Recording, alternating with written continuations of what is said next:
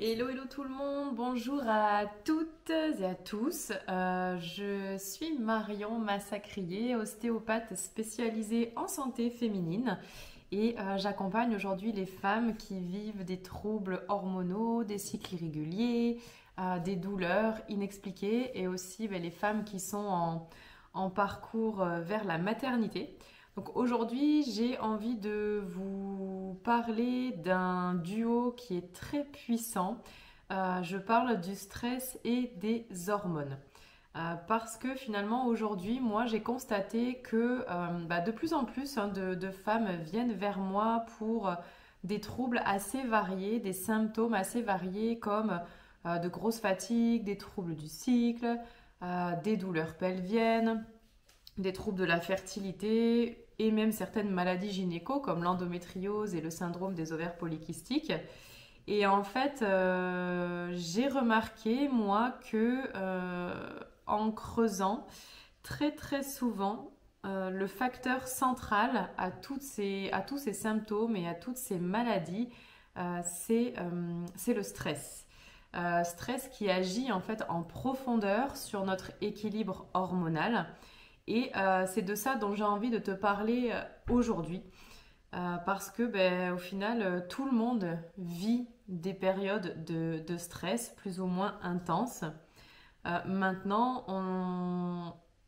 tout le monde vit surtout une pression quotidienne, pression qui est liée à la charge mentale, hein, des choses qu'on a à faire dans une journée, toute cette pression que l'on se met soi-même, toute cette pression que l'on peut nous mettre aussi dessus dans le cadre du travail ou dans d'autres domaines de vie. Et aujourd'hui, voilà, je veux vraiment vous aider à comprendre comment le stress influence vos hormones et donc comment le stress peut être à l'origine de dysfonctionnements, de troubles fonctionnels, voire même de maladies gynéco. Et puis surtout, je vous donnerai à la fin de cette vidéo des clés, vraiment des bases concrètes pour reprendre le pouvoir sur votre santé en apprenant en fait à vivre avec ce stress, à le réguler et donc à réguler aussi tout votre système hormonal.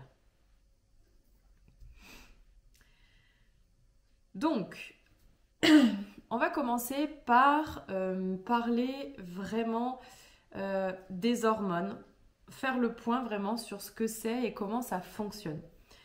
Nos hormones, ce sont des messagères chimiques. Elles circulent dans le sang et elles vont donner en fait des instructions à nos organes pour que le tout fonctionne harmonieusement. Euh, donc, je parle ici du sommeil, de notre énergie, de notre digestion, de notre cycle menstruel, de notre libido, de nos émotions. Vraiment, les hormones, elles interagissent avec nos organes et elles interagissent donc, enfin, elles ont une action donc sur l'ensemble de nos systèmes. Ok. C'est le cerveau qui gère tout ce système hormonal avec l'hypothalamus et l'hypophyse, qui sont deux glandes à l'intérieur de notre cerveau. Et donc ces deux glandes sont vraiment les chefs d'orchestre en fait de ce système hormonal. C'est ces deux glandes qui envoient des signaux aux autres glandes du corps, comme les glandes surrénales, comme la glande thyroïde, comme nos ovaires, etc. Donc les hormones, vraiment, ça part du cerveau et ça va ensuite dans tout notre corps. Et il y a trois groupes d'hormones qui nous intéressent particulièrement aujourd'hui. Je parle d'une part du cortisol, je parle des hormones sexuelles et aussi de certaines hormones métaboliques. Donc le cortisol, lui, il est produit par les glandes surrénales. Et c'est ce qu'on appelle l'hormone du stress. Il est produit essentiellement dans une situation stressante et il nous permet d'agir face à ce qu'on est en train de vivre.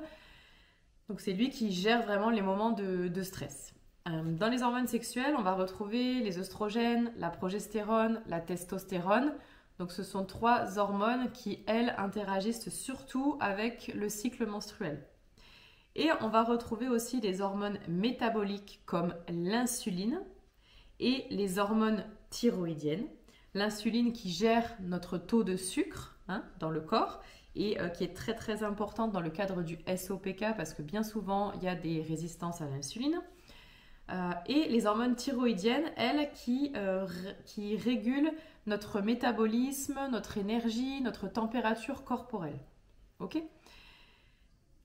Tout ça, c'est censé fonctionner à la normale, on va dire, sans déséquilibre, selon un cycle qui est défini. Le vrai problème, c'est quand le stress, il est chronique. Quand le stress, il devient chronique, c'est là que tout ce petit monde se dérègle. Ok ? Quand le stress est chronique, c'est-à-dire qu'il est là quasiment tout le temps et depuis longtemps, ok ? Le corps, lui, va réagir à ça et il va se mettre en mode survie.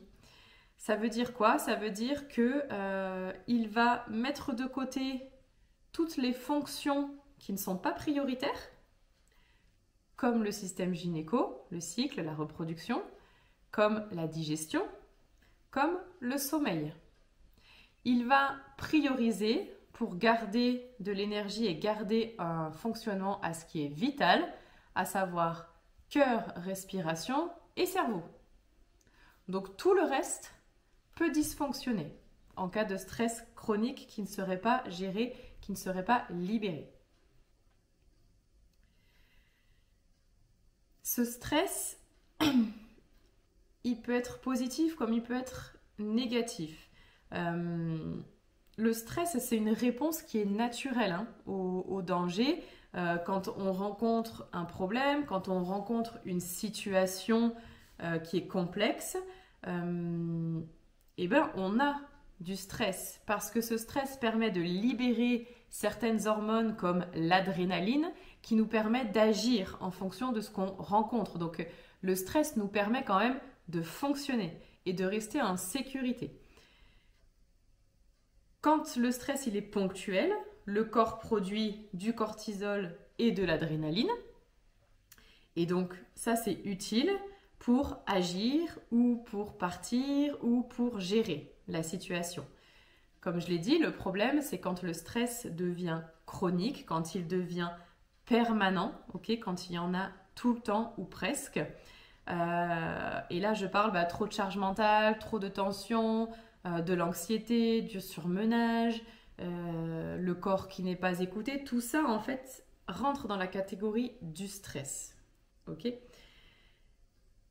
Quand il y a ce stress permanent, la production de cortisol et d'adrénaline ne s'arrête pas. Elle est tout le temps là. Elle est plus produite ponctuellement, c'est produit en continu. Donc, le cortisol reste élevé à l'intérieur du corps, tout le temps. Et le corps va stopper la production ou ralentir la production des autres hormones. Et surtout, le corps va arrêter totalement la production de progestérone au profit du cortisol. Là, ça crée un trouble du cycle. La progestérone, on en a besoin dans le cycle, c'est elle qui permet les menstruations. Donc, s'il n'y a plus de progestérone qui est produite, il n'y a plus de cycle menstruel. Il n'y a plus de règles, il n'y a plus de cycle. Donc, quand on est en stress permanent et que le cortisol reste élevé en continu dans le corps, on va se retrouver avec certaines conséquences qui sont très très fréquentes, certains symptômes comme la fatigue qui s'accumule et qui devient elle aussi chronique. On va retrouver les troubles du cycle puisque les autres hormones sont ralenties voire même arrêtées. Donc on va avoir les règles irrégulières voire même absentes. On peut avoir le syndrome prémenstruel aussi qui est très marqué. On va pouvoir retrouver tout ce qui est baisse de libido, sécheresse vaginale. Bien évidemment qu'on va retrouver des troubles hormonaux comme le SOPK. Bien évidemment. On va retrouver aussi des symptômes en lien avec l'absence d'insuline, hein, parce qu'elle aussi, elle est coupée, avec la prise de poids, la difficulté à perdre du poids. Bien évidemment, comme tout le cycle est perturbé, il y a les troubles de la fertilité aussi. Et comme les hormones aussi qui gèrent en fait le sommeil sont diminuées, voire même arrêtées, on peut se retrouver avec des insomnies, des réveils nocturnes, des gros troubles du sommeil qui alimentent la fatigue qui était déjà là, et donc le stress, et donc tous les symptômes, etc. Tu vois ? Le stress, en fait, nous amène dans un espèce de cercle, un cercle de fonctionnement, en fait, qui alimente tout le temps les symptômes qu'on a, qui les amplifie, qui les ancre un petit peu plus. Et c'est pour ça, en fait, que ça devient fondamental et même vital, en fait, à un moment donné, d'apprendre à réguler ce stress pour limiter les troubles hormonaux et tous les symptômes, et puis retrouver une vie, en fait, simplement. Hein. Donc, quand on vous dit, mesdames, que c'est dans votre tête ce que vous vivez, hein, que ce soit les symptômes de l'endométriose, du SOPK, que ce soit la fatigue, la déprime, etc. Quand on vous dit que tout ça, c'est dans votre tête, oui et non.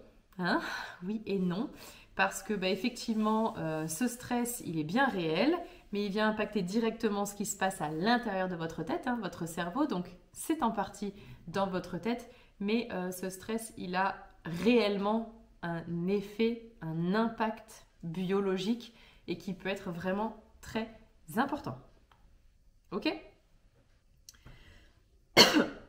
Donc, comment sortir de ça, hein, finalement, parce que c'est ça qui va être aussi très important à partir de maintenant. Si tu souffres de troubles gynéco, de maladies gynéco, si tu veux optimiser ta fertilité, limiter les symptômes aussi de l'endométriose, du SOPK, etc., retrouver un cycle, ça va être vraiment très très important d'inclure dans ton plan de traitement médical des choses à côté qui vont te permettre de travailler sur ce stress, ok, sur ce stress, sur la charge mentale, etc.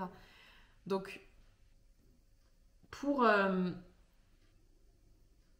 réduire en fait ce stress, l'objectif vraiment c'est d'aller réduire la charge qui pèse sur le système nerveux, d'une part, et aussi d'aller soutenir les différentes glandes qui produisent les hormones. Okay, on a ces deux aspects-là.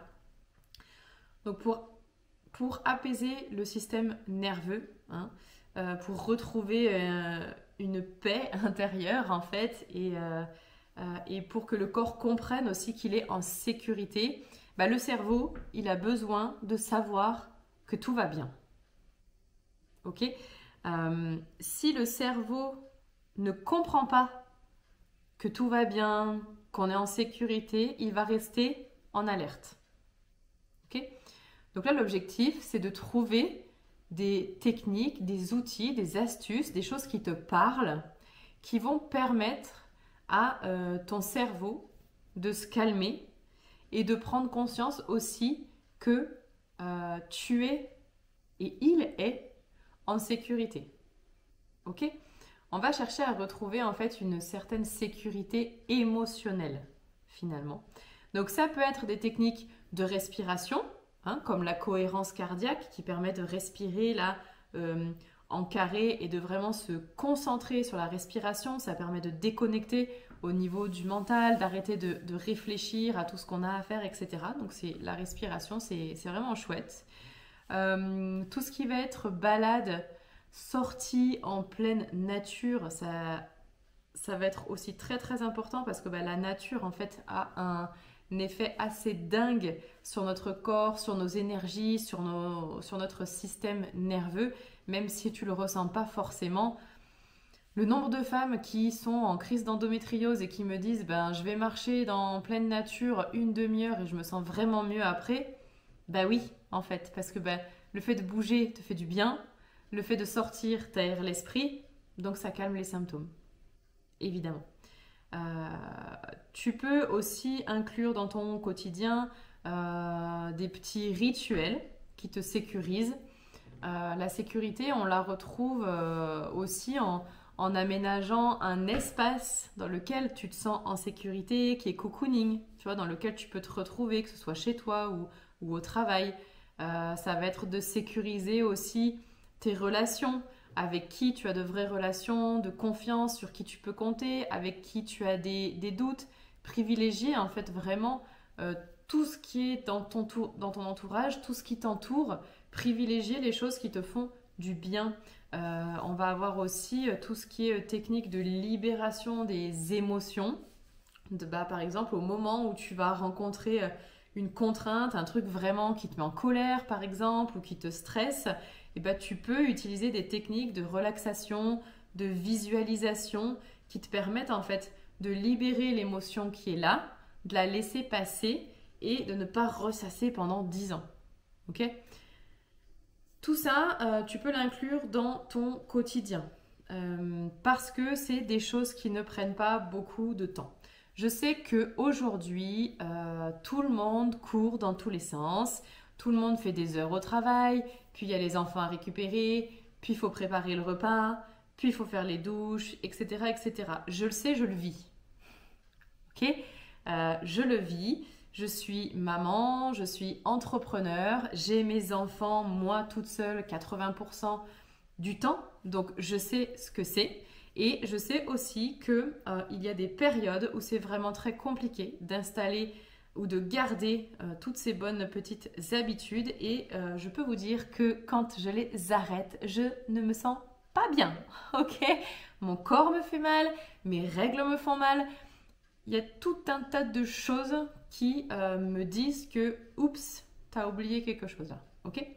Donc, c'est pour ça que, en fait, je préfère vraiment que vous choisissiez une habitude, un truc qui vous prend 5 à 10 minutes, mais que vous faites tous les jours, qui vous permet en fait de souffler, de déconnecter, que vous faites tous les jours, plutôt que de se dire je me prends une journée par semaine pour déconnecter. Ok ? Parce que les 5 minutes tous les jours dans l'emploi du temps, elles sont faisables juste en mettant le réveil 5 minutes plus tôt. Ok ? Donc, une respiration, une méditation, une relaxation, ça peut être de l'exercice physique, ça peut être de sortir, ça peut être de prendre un bouquin, ça peut être de se poser juste, mais trouver quelque chose que vous pouvez faire tous les jours, qui vous fait du bien et qui n'est pas une contrainte. Ok ? Concernant la deuxième partie du rééquilibrage pour soutenir les glandes, les autres glandes, ça va être important de venir soutenir les glandes surrénales puisque c'est elles qui produisent le cortisol. Hein. Et les glandes surrénales n'aiment pas le sucre. Ok ? Donc, on va pouvoir jouer sur la glande surrénale avec l'alimentation, donc en limitant les pics de sucre, ok ? Donc ça va être de faire un petit déjeuner par exemple riche en protéines et en bons gras, ok ? Par exemple, le magnésium aussi peut se rajouter, donc soit en complément alimentaire, soit avec les amandes, les bananes aussi, elles en ont, enfin il y a des aliments vraiment qui sont riches en magnésium que tu peux ajouter et qui vont faire du bien à tes glandes surrénales.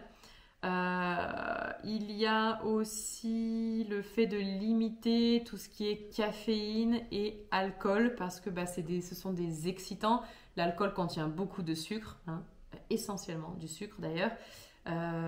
Donc voilà, limiter l'alcool, la caféine. Dans les petites habitudes aussi qui font du bien, c'est avoir une vraie routine le soir. Une vraie routine bien-être le soir. Il y a des gens qui peuvent arrêter leur journée, aller se coucher, s'endormir sans problème de suite. Personnellement, j'ai besoin, moi, de ce que j'appelle un sas de décompression entre le moment où j'ai mis mes enfants au lit et le moment où moi je vais me coucher. Même si je suis fatiguée, je m'offre en fait un moment là juste pour moi qui va me permettre vraiment de me détendre, de me couper de ma journée, de me recentrer aussi sur moi et puis de me préparer en fait à aller dormir. Donc ça peut être 20 minutes, 30 minutes, 1 heure, ça dépend vraiment des personnes. Je sais que voilà, sur cette période-là, je ne prends pas d'écran parce que les écrans excitent notre système nerveux et pour aller dormir, c'est pas génial. Donc pas d'écran, au moins 30 minutes avant d'aller me coucher. En général, je prends un bouquin. Si j'ai des tensions dans mon corps, je vais sortir mon tapis de yoga et puis je vais me faire quelques étirements vraiment très simples sur 15-20 minutes, histoire de soulager. Qu'est-ce que je peux faire d'autre aussi? Je peux me boire une tisane qui va être apaisante. Au moment de me mettre au lit aussi, en général, je fais une relaxation où je fais un peu le point sur ma journée, sur les trucs positifs qui me sont arrivés. Là, encore une fois, c'est à toi de trouver un rituel qui te fait du bien, sur combien de temps tu peux le faire, etc. Parce que le soir, après avoir couché les enfants, concrètement, peut-être que tu as quelques petites choses à faire, mais voilà. Encore une fois, là pour moi, tu peux largement trouver 20 minutes pour calmer ton système nerveux, réguler tes hormones et te préparer à avoir un sommeil en fait qui est récupérateur. Bien évidemment que ça va être hyper important aussi de connaître sur le bout des doigts ton cycle menstruel qui est quand même en fait ton rythme biologique, hein, comment tu fonctionnes. Le cycle menstruel a différentes phases. Chaque phase a ses propres besoins énergétiques, ses propres besoins émotionnels. Et en fait, si tu es au taquet tout le temps à faire des choses, à jamais t'arrêter, alors que sur certaines phases du cycle, clairement ton corps a besoin de s'arrêter, là aussi il va y avoir du stress en fait à l'intérieur du corps qui ne peut pas se reposer, stress qui produit le cortisol qui vient impacter l'hypothalamus et l'hypophyse et donc tout le système hormonal et donc tout le cycle et donc tout ce qu'on a dit déjà tout à l'heure dans la vidéo. Ok? Donc vraiment connaître son cycle, ça va être hyper important. Et d'ailleurs, si ça t'intéresse, n'hésite pas à me dire en commentaire hein, si tu veux, toi, apprendre à connaître ton cycle sur le bout des doigts, parce que j'ai créé une formation en ligne à base de vidéos, d'exercices et d'outils hyper simples qui permettent de comprendre le cycle, de mettre en place cette habitude pour respecter le cycle, pour écouter ton corps et donc supprimer tous les symptômes, notamment la fatigue chronique qui est beaucoup présente aujourd'hui. Donc voilà, j'espère que cette vidéo t'aura apporté quelques éclaircissements sur le rôle du stress hein, dans notre fonctionnement et notamment sur les dysfonctionnements gynéco. Donc le stress chronique, hein, je te le rappelle, déséquilibre profondément le système hormonal. Ce déséquilibre, il peut provoquer des symptômes variés, comme je te l'ai dit dans cette vidéo, et qui sont même parfois invisibles hein, pour la médecine classique. Et en prenant soin de ton système nerveux et en prenant soin de ton système hormonal par l'alimentation, par des routines bien-être, etc., tu peux retrouver un équilibre sain, un équilibre qui te convient aussi et qu'on ne t'aura pas forcé à avoir, et donc limiter vraiment tous les symptômes, voire même faire disparaître tout ce qui va être fatigue chronique notamment. Voilà. Donc le mot de la fin, je t'invite grandement à écouter ton corps, à essayer de comprendre ce qu'il te dit hein, par rapport aux différents symptômes dont tu souffres aujourd'hui. Les symptômes que tu as, vraiment, ce sont des alliés. Il faut vraiment que tu les vois comme ça. Ce sont des messages que ton corps t'envoie pour te faire modifier certaines choses. Et pour te te faire retrouver en fait un équilibre, ta vitalité et le plaisir en fait de vivre simplement. Voilà. Donc si tu veux d'autres informations, n'hésite pas à me contacter, que ce soit sur Facebook, sur Instagram, sur Messenger. Je suis hyper disponible, hyper à l'écoute aussi. Et puis si tu veux continuer à profiter de ce genre de contenu, de ce genre de masterclass, abonne-toi à ma chaîne YouTube. Ciao!